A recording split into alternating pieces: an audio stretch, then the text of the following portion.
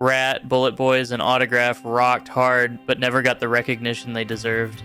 It's time to give them, and 7 other so-called forgotten bands, some love after all these years.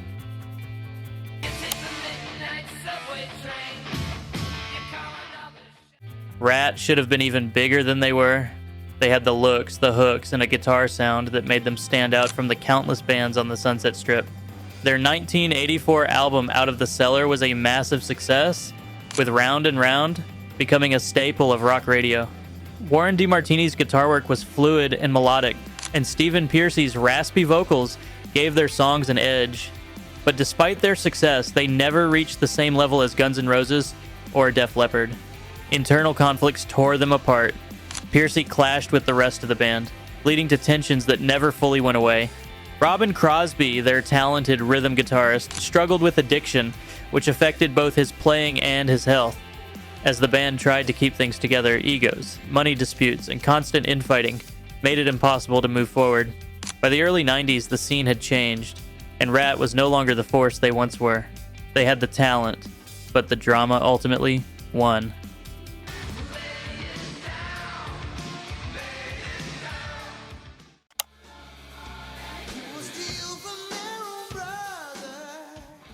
BulletBoys had everything going for them.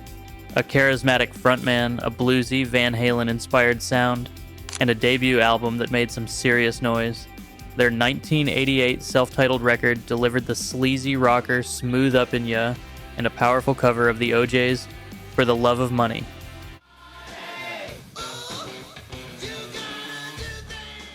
It climbed to number 34 on the Billboard 200, setting them up for what should have been a long and successful career. But timing is everything, and theirs was just a little off. Their second album, Freak Show, had solid tracks like Hang On St. Christopher, a cover of the track by Tom Waits, and THC Groove, but it came out in 1991, right before grunge exploded. By the time Zaza was released, the world had moved on. It had strong songs like 1-800-Goodbye, but it barely made a dent. They tried to adapt with Acid Monkey, leaning into a grungier, punk-inspired sound, but it didn't work. Had they broken through just a few years earlier, things might have turned out very differently.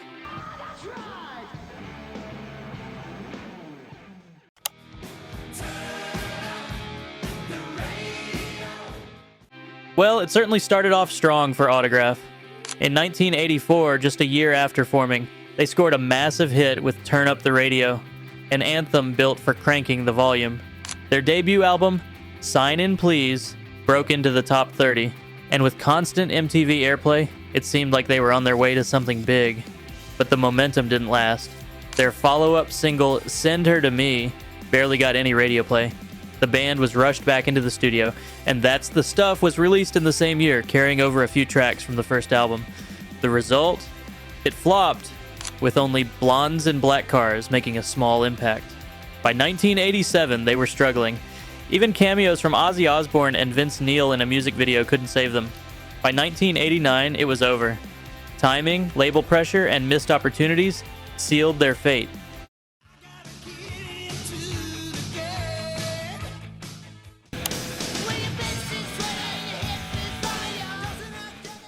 Coming from Sweden, Shotgun Messiah had all the ingredients of a great rock band. Flashy image, killer riffs, and an attitude that screamed rebellion. Unlike many of their Sunset Strip peers, they had a raw, punk-influenced edge that made them stand out. Their 1989 debut was pure glam metal energy, packed with songs like Shout It Out and Don't Care About Nothing. But just as they were making noise, everything changed. Their second album, Second Coming, ditched the glam look in favor of a heavier, sleazier sound. Tim Skold took over on vocals, and while tracks like Heartbreak Boulevard showed a harder side, they struggled to find their place in a shifting rock landscape. By their third album, they transformed again, this time into an industrial metal act, but by then their identity was too scattered. The talent was there, but constant reinvention left them without a solid fan base, and they faded into cult band status.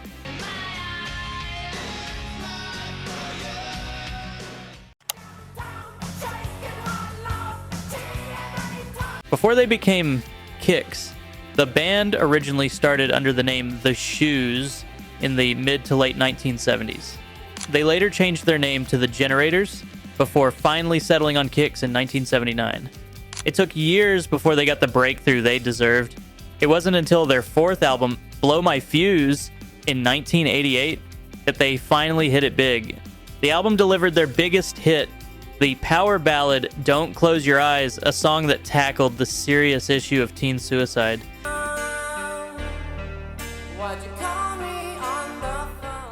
Alongside it were Cold Blood, She Dropped Me the Bomb, Get It While It's Hot, and the title track, all packed with their signature high-energy sound. Kicks had found their moment, but it was short-lived. Much like BulletBoys, their late 80s arrival left them in a tough spot. By the early 90s, glam metal was fading, and grunge had taken over. Kicks had one of the most consistently solid catalogs of the era, but they were just missing that one extra hit to keep them at the top.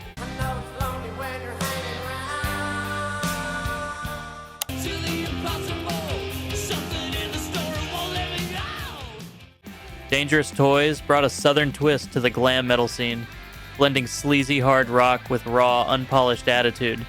Formed in Texas, they weren't just another Hollywood hair band. They had grit, groove, and a frontman, Jason McMaster, whose raspy snarl set them apart. Their 1989 debut introduced them with a bang, featuring Teasin', Pleasin', Scared, and Sportin' a Woody.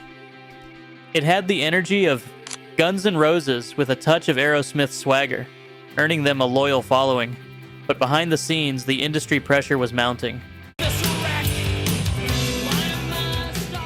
Their label pushed them toward a more polished sound, and their second album, Hellacious Acres, toned down their raw edge. It had solid tracks like Line 'Em Up and Gimme No Lip, but by then, grunge had taken over. Rather than fade quietly, they fired back with Pissed in 1994, a heavier, angrier album that rejected trends. It didn't bring them back to the charts, but it proved they would never conform.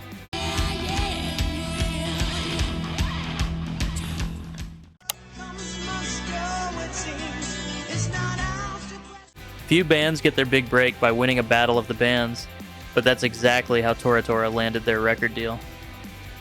Hailing from Memphis, they had a bluesy, hard rock sound that stood out from the Hollywood scene.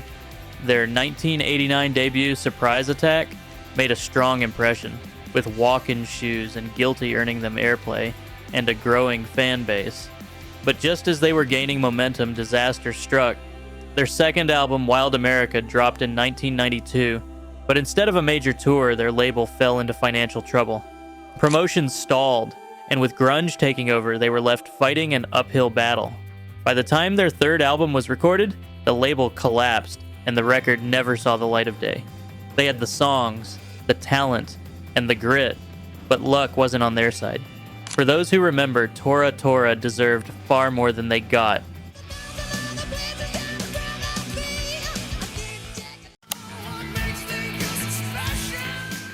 Some bands have to grind for years to land a record deal.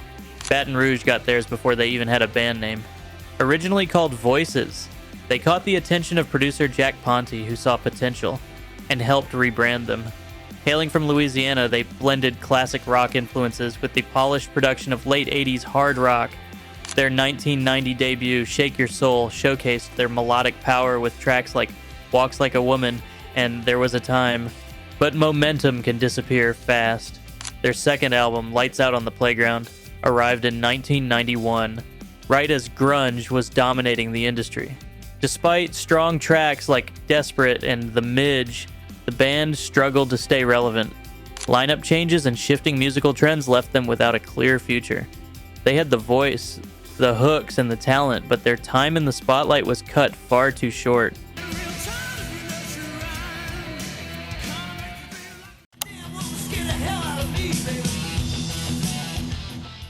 Some bands chase fame. Stranger chased the road. While other 80s rock acts fought for MTV airtime, these Florida rockers built their reputation the hard way. Relentless touring and electrifying live shows. Unlike the Sunset Strip bands, they had a bluesier, southern-tinged edge, making them a regional favorite. Their 1981 self-titled debut had all the swagger of a national hit, with Swamp Woman and Jackie's So Bad showcasing their raw energy. But despite their growing fan base, Epic Records dropped them after just one album, leaving them without major label support. Undeterred, they kept going, self-releasing music and selling out clubs well into the late 80s. Songs like Okeechobee Whiskey and Mama Mama proved they had the talent, but the industry never gave them a fair shot. Stranger never became household names, but for those who caught them live, they were one of rock's best-kept secrets.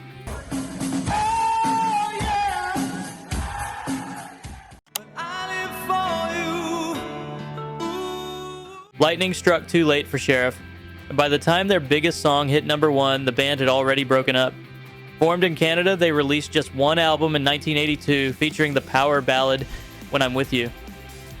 The song barely made a dent at the time, and after struggling for years with little success, they called it quits in 1985, but fate had other plans. In 1989, a radio DJ in the US started playing When I'm With You, sparking a resurgence. The song climbed the charts and eventually hit number 1, but there was a problem. Sheriff no longer existed. Attempts to reunite fell apart, with guitarist Steve DeMarchi and bassist Arnold Lanny forming Frozen Ghost, while the remaining members tried to capitalize on the success. Sheriff had the rarest kind of hit, a number 1 song without a band to support it. In the end, timing was both their curse and their legacy.